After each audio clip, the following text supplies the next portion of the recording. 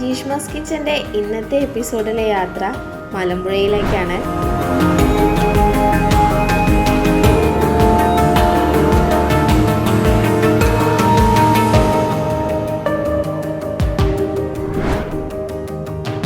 ചെറിയ ബജറ്റിൽ ഒരു വൺ ഡേ ട്രിപ്പ് അടിക്കാൻ പറ്റുന്ന ഒരു അടിപൊളി ടൂറിസ്റ്റ് സ്പോട്ടാണ് പാലക്കാട് ജില്ലയിലെ മലമ്പുഴ ഡാം.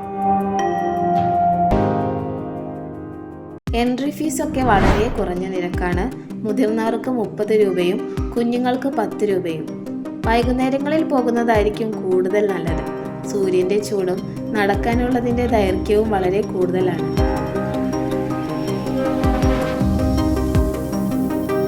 കയറി ചെല്ലുമ്പോൾ തന്നെ അതിവിശാലമായൊരു ഉദ്യാനവും ഒരു കുഞ്ഞു പാർക്കും ഇതിനുള്ളിലുണ്ട്. മുതിർന്നവർക്കും കുട്ടികൾക്കും ഒരുപോലെ ആസ്വദിക്കാൻ പറ്റുന്ന ഒരു അടിപൊളി സ്പോട്ടാണിവിടം.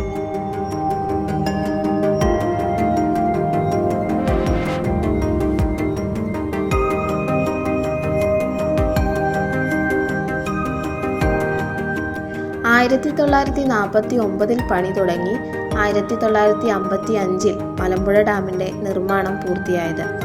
1955 ഒക്ടോബർ 9 മദ്രാസ് മുഖ്യമന്ത്രിയായ കെ കാമരാജാണ് അന്ന് ഈ ഒരു മലമ്പുഴ അണക്കെട്ട് ഉദ്ഘാടനം ചെയ്തത്.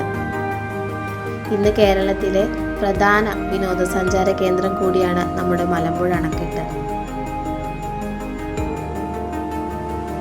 ഡാമിൻ്റെ നിർമ്മാണം തുടങ്ങുന്നതിന് മുമ്പ് മലമ്പുഴ നദിയുടെ തീരങ്ങളിൽ കൃഷിയിടങ്ങളും ജനവാസ പ്രദേശങ്ങളുമായിരുന്നു.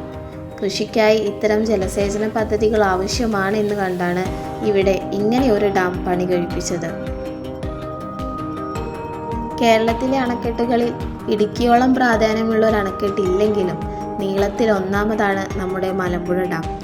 ഭാരതപ്പുഴയുടെ പോഷക നദിയായ കൽപ്പാത്തിപ്പുഴയുടെ ഒരു കൈവഴി കൂടിയാണ് നമ്മുടെ മലമ്പുഴ നദി. മലമ്പുഴയിലേക്ക് വരുമ്പോൾ ആരെയും അത്ഭുതപ്പെടുത്തുന്ന ആകർഷിക്കുന്ന ഒരു കലാസൃഷ്ടി കൂടി ഈ പൂന്തോട്ടത്തിലുണ്ട്. കാനായി കുഞ്ഞിരാമൻ്റെ കൈകളിൽ പിറവി കൊണ്ട മലമ്പുഴ യക്ഷി.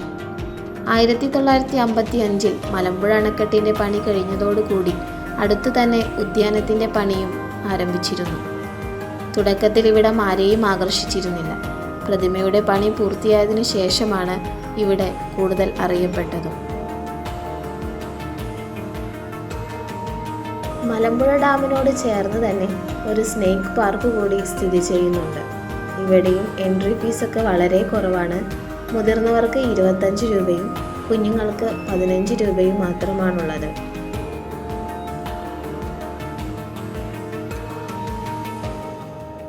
വിഷമുള്ളവയും വിഷമില്ലാത്തവയും ചേര മുതൽ മലമ്പാമ്പ് വരെയും ഈ ഒരു പാർക്കിനുള്ളിൽ നമുക്ക് കാണാൻ സാധിക്കും.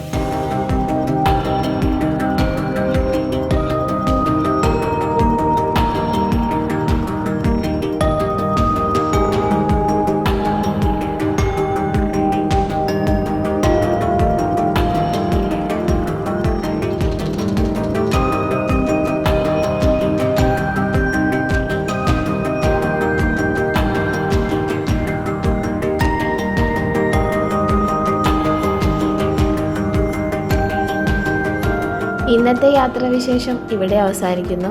കൂടുതൽ യാത്രകൾക്കായി ചാനൽ സബ്സ്ക്രൈബ് ചെയ്യാനും കൂടെ കൂട്ടാനും മറക്കരുത്.